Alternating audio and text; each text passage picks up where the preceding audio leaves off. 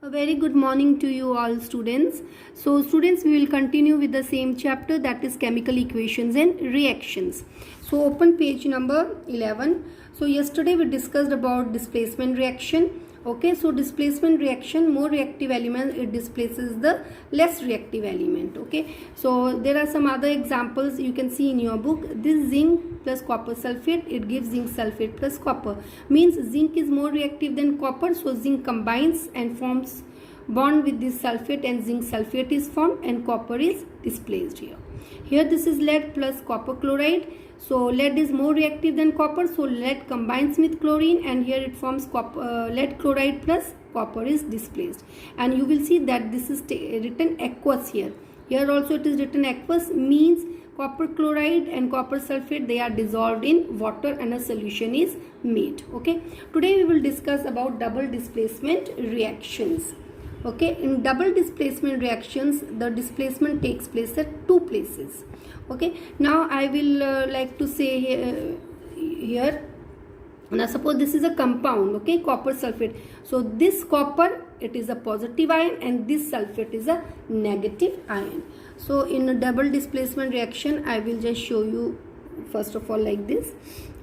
Now this is positive, this is negative, this is positive, this is negative, because this is an ionic compound. Ionic compounds, they are formed of ions, or you can say this is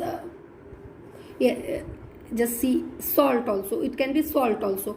Okay, now this A, let us say, is more reactive than C, so this will displace C. Okay, this will displace positive, will displace positive only. Okay, so this will displace C, so it will combine with D and this C will combine with B, so you will get CB plus AD. So this A combines with D, AD is formed, this C combines with B, CB is formed. Now we will not write BC. Why? Because first we write positive ion and here C is positive. Understood or no? Please don't make this mistake. Now, so here you can see two times displacement at two places displacement has taken place. So we call it as double displacement reaction. Just refer this activity, students. Here you just refer this activity and then reaction, that equation we can write later on also. Now here you take this test tube and this test tube has a barium chloride. Barium chloride, aqueous solution of barium chloride, means barium chloride is mixed in water. So this test tube contains aqueous solution of barium chloride. And can you see one another test tube? This test tube contains aqueous solution of sodium sulfate, means sodium sulfate is solid, it is amorphous. Amorphous means it is in a powdery form, it is solid powdery form and it is mixed in water and a homogeneous solution is formed. Okay, a solution is formed, so that is why we write aqueous here. And here also barium chloride, the powder, amorphous powder. Amorphous means powder, so that powder that is mixed in water and an aqueous solution of barium chloride is formed. Now this sodium sulfate solution, slowly it is poured dropwise into barium chloride solution, and you will see after some time that very small fine white solid like particles you will see here in this test tube. Okay, this test tube in which the barium chloride solution was taken, and this white small solids will not mix here, it will not mix with the solution, it will float or it will settle at the bottom, and these are called as precipitates. What are these called? Precipitates. Understood? And that is why this reaction is also called as precipitation reaction. Okay, now what has happened here, I will show you from the book only. So this is sodium sulfate, this sodium sulfate aqueous solution of sodium sulfate that was taken in this tube. This is barium chloride, aqueous solution of barium chloride was taken in this tube. Now this sodium sulfate was dropwise poured into barium chloride solution and the chemical reaction occurred. Now after chemical reaction occurred, what happened? What was formed was barium sulfate that is, now please pay attention, this is a which reaction? Double displacement reaction. So here I will write only, that will be better. Just see here students, sodium sulfate was taken. I am not writing the physical states because then I will not be able to complete the equation in this space. Okay, plus barium chloride. Okay, so this is aqueous solution. Now what happens? This is a double displacement reaction. Now this sodium, now please pay attention, this sodium is positive, sulfate is negative, barium is positive, chloride is negative. This is given in class 9 book. There is one table, I think 3.6. I told you last year also to learn what are positive ions and what are negative ions. So here this is positive, barium is positive, negative and negative. Now I told you positive will displace positive only. Now this sodium, okay, it is more reactive than barium. So if it is more reactive than barium, then it will displace this barium and it will combine with chlorine, and this barium will combine with this sulfate. Okay, so what is formed? BaSO4 is formed, plus this will come here. What is formed? NaCl is formed. Can you see students? Okay, now this is not a balanced equation, so just balance it. This is a Cl, so I think here 2 will come, and this is solid and this is aqueous because this sodium chloride is formed in solution in water. Now this sodium chloride is what? Common salt. Okay, so this sodium chloride, it mixes in water, it forms a solution. Okay, because it forms a homogeneous solution. Now students, I told you in the test tube you will see some very, very small white solid particles floating, and not floating, you will see that they settle at the bottom, they come and lie at the bottom. Those are called as precipitates, or those white particles, white solid small particles which come and settle at the bottom are the particles of barium sulfate, or you can say that is barium sulfate. That barium sulfate, it is a solid, it doesn't dissolve in the solution and it comes and lie at the bottom, and it is called as precipitate, that white small solids particles, and due to which this reaction is also called as precipitation reactions. Precipitation reaction. Now this barium sulfate precipitates lie and settle at the bottom, so this is shown by downward arrow. Understood all of you? Okay, now please turn okay. Now students, we will do another reaction, that is oxidation and reduction. Oxidation means what? Oxidation means addition of oxygen and removal of hydrogen. Okay, it is oxidation means plus oxygen minus hydrogen. Hydrogen is removed. Is it clear? Just remember, when oxygen is added, it is oxidation, but hydrogen, just how you remember? Oxidation when oxygen is added. Okay, suppose if this is any element, so in this element, if it is reacting with O, so in this element, if it becomes AO, it is not balanced, you can balance it, 2A2. Okay, so in this element, if O is added, what happens? This is oxidation. So this, let us say this A is a very, very good friend of oxygen, so they both form bond, they have a strong bond, and here this compound is formed. So this is oxidation. Understood or no? Addition of oxygen and removal of hydrogen. Now suppose this is any compound BH. Okay, now this BH, okay, this BH is not good friend of H, or it doesn't form a good bond with H, and this H is removed. Okay, so this H is removed from B, so then also it is called as oxidation. You can see before it was BH, and after H is removed it changes to B, so this is oxidation. You can say A is oxidized to AO, BH is oxidized to B. So oxidation is addition of oxygen and removal of hydrogen. I hope it is clear to everyone. So, but what is reduction? Reduction is addition of hydrogen and removal of oxygen. Now suppose this is a compound C, okay, like this.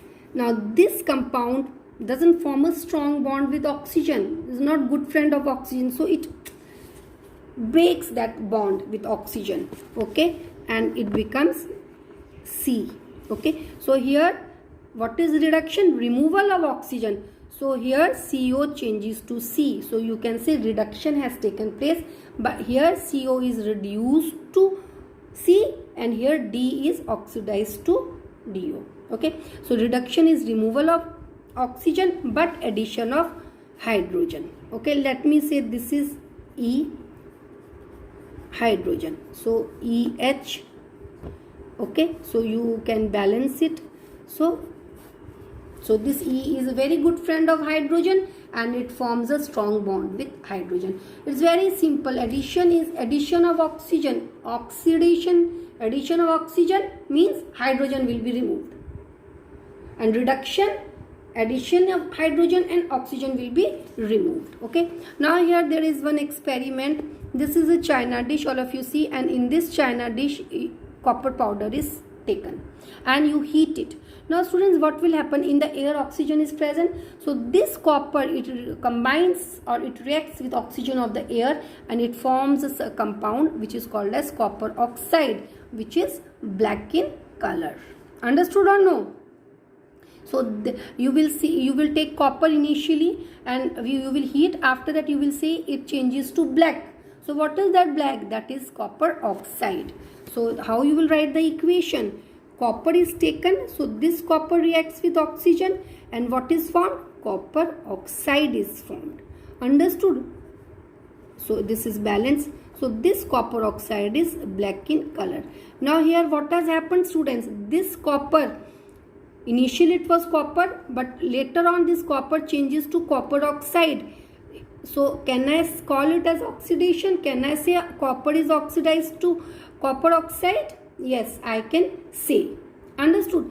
Now this copper oxide, this is copper oxide, plus it combines with or it reacts with hydrogen. Okay, this is copper oxide, this is hydrogen. So after some time a chemical reaction will take place and this is formed. Understood? Now what has happened here? What has happened? This copper oxide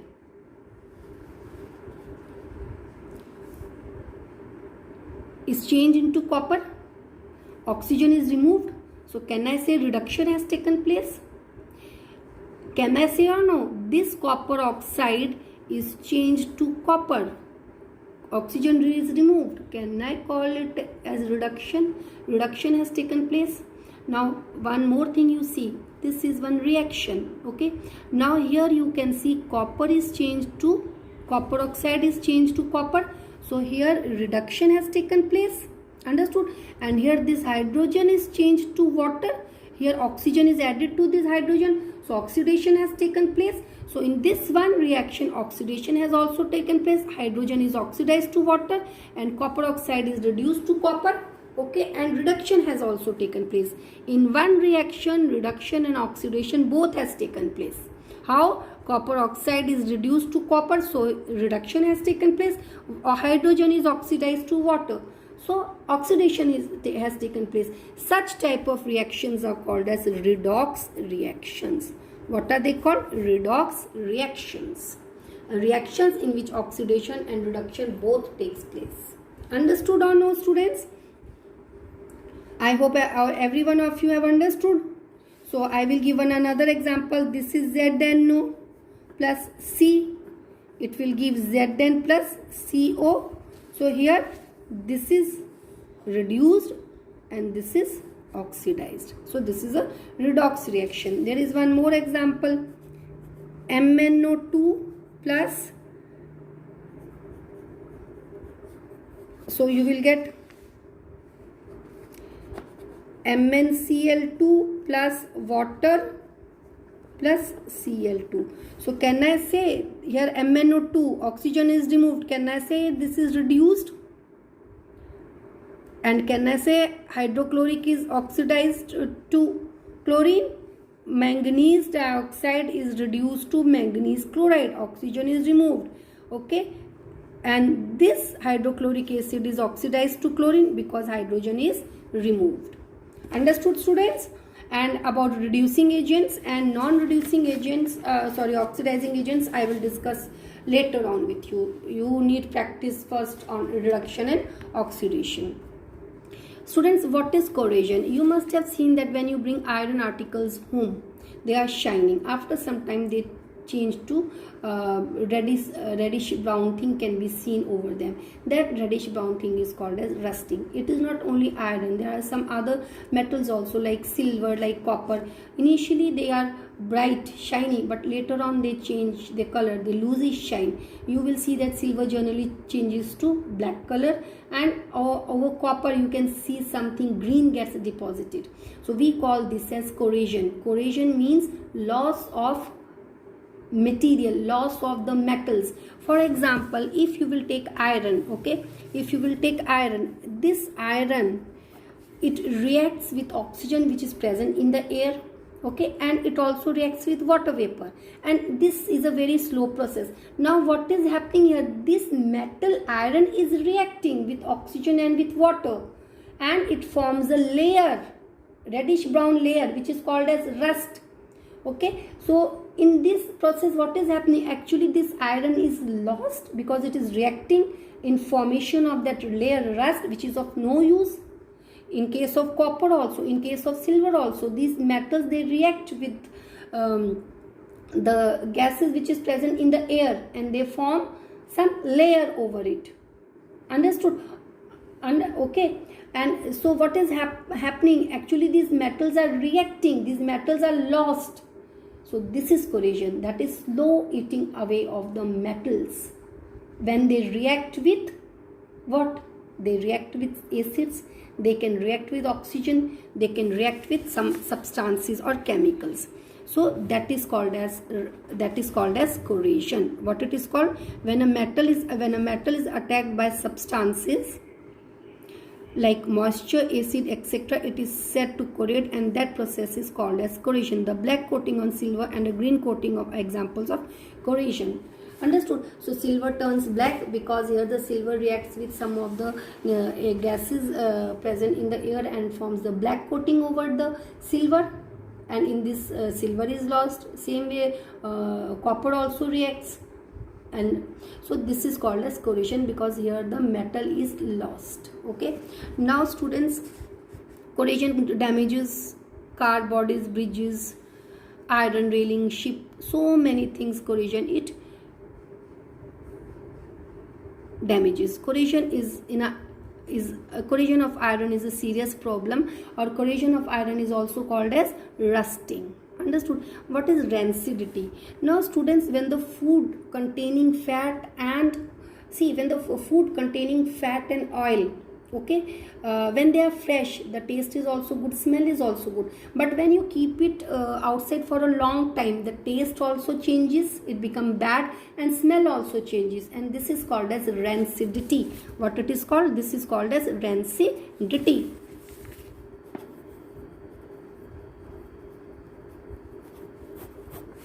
Understood? What happens? This fat or this oil of the food, it reacts with oxygen, and which changes the taste and the smell. So how you can avoid rancidity? First of all, you can avoid rancidity to prevent the reaction of this thing, fat or oil with oxygen. Then only it can be prevented, because here fat and oil are oxidized. So how you can do? By using antioxidants. Antioxidants prevent the oxygen reacting with fat or oil, by using antioxidants, or by keeping these things in airtight containers, or okay, so there are certain methods, ways to prevent rancidity, and about that I will give you the I will give you short notes. Okay students, now students, you know chips packet that is flushed with nitrogen gas, because this prevents oxidation of oils and fats. Understood? So with this I finish this chapter. Okay, and we will, in a next class we will discuss some of the question answers. But for your homework questions are, please mark question number 3, question number 3, question number 1, question number 2, question number 3, and question number 5. So this is your homework question, and rest of the things we will discuss in next class. Thank you students. Have a nice day.